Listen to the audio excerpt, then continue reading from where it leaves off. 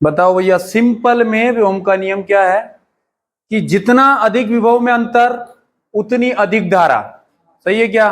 जैसे मान लीजिए फास्ट करंट आ रहा है, इसका मतलब ये समझो कि विभव में बहुत ज्यादा अंतर आ गया है।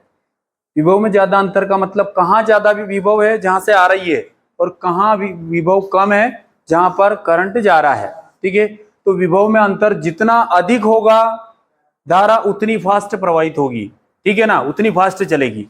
जैसे बिजली का ग्रिड होता है ना, अब बिजली के ग्रिड में क्या करते हैं वो कि विभव बहुत ज्यादा रख देते हैं, और अपने घरों के आसपास जो ट्रांसफार्मर लगे हुए हैं डीपी, वहां पर विभव कम रख देते हैं।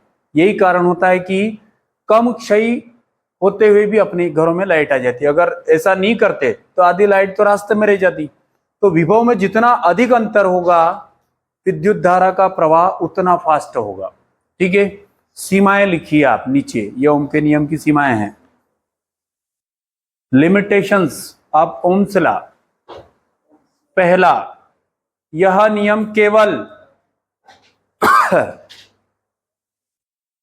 केवल धात्विक चालकों के लिए सत्य है। केवल धात्विक चालकों के लिए सत्य है। अच्छा, यहां पे एक क्वेश्चन ये हो सकता है, मतलब सोचना चाहिए आपको कि धात्विक चालकों के लिए मतलब और भी कोई चालक है क्या? क्या और भी संदीप, और भी चालक हैं क्या अपने पास? धात्विक चालकों के अलावा और भी चालक है क्या? ठीक है, पूछना चाहिए फिर ये और भी हैं क्या। तो एक है विद्युत रासायनिक चालक, एक है अर्धचालक। समझे क्या? तो विद्युत रासायनिक चालक मतलब कौन सा? अरे विद्युत अपघट्य। विद्युत अपघट्य कौन होते हैं?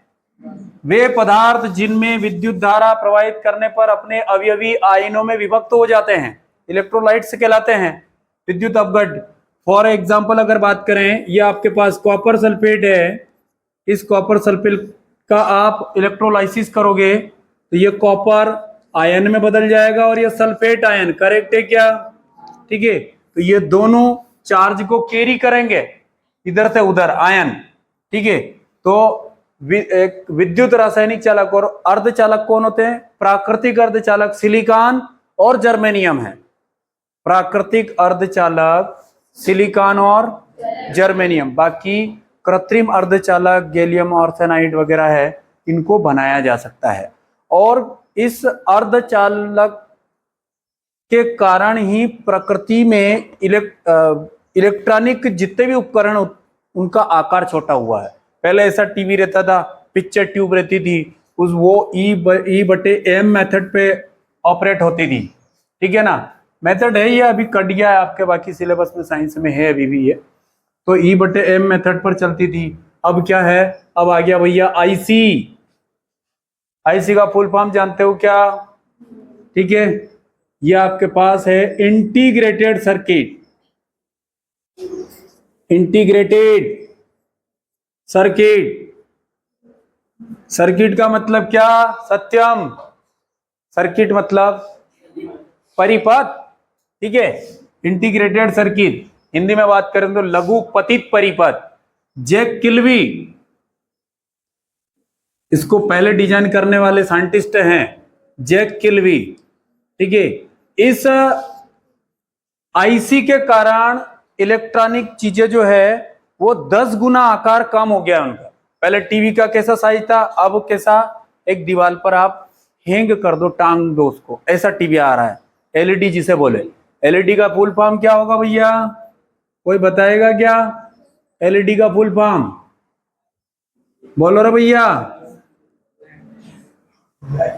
अभी बोल दो तो बीच में नहीं बोलेंगे फिर आप। बोलो। हाँ सही बोला आपने, थोड़ा जोर से बोलो। Okay, light emitting diode. ठीक है, एक आया था आपके पास एलसीडी, समझ रहे हैं क्या? वो क्या होता है? Liquid crystal display. अरे यही तो आया था, लिक्विड क्रिस्टल डिस्प्ले, जिसमें सहायक पदार्थ कौन सा था, ढूंढ के आएंगे आप।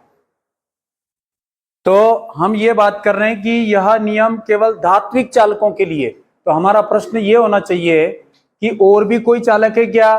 तो कोई अगर पूछे तो क्या बोलो फिर? अर्धचालक है। एक और कौन सा? विद्युत रासायनिक चालक। विद्युत रासायनिक चालक में आवेश का स्थानांतरण कौन करता है? आयन। ठीक है। और चालकों में आवेश का स्थानांतरण कौन करता है? मुक्त इलेक्ट्रॉन। मुक्त इलेक्ट्रॉनों की संख्या जितनी ज्यादा होगी विद्युत धारा का मान उतना ज्यादा होगा।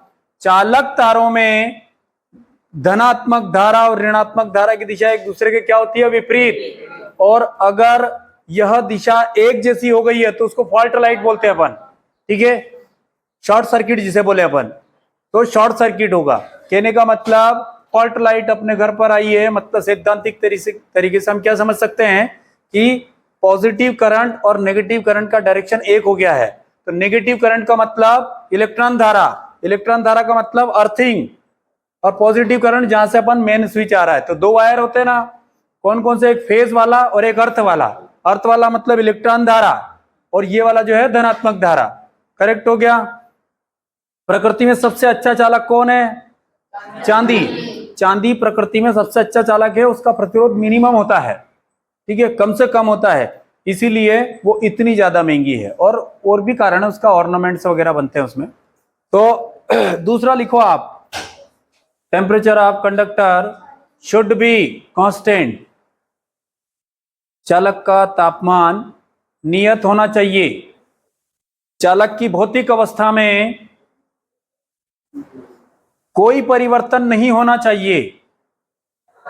ये तीन है, जरा एक बार रिपीट कर दें। क्या है ये नियम? केवल धात्विक चालकों के लिए।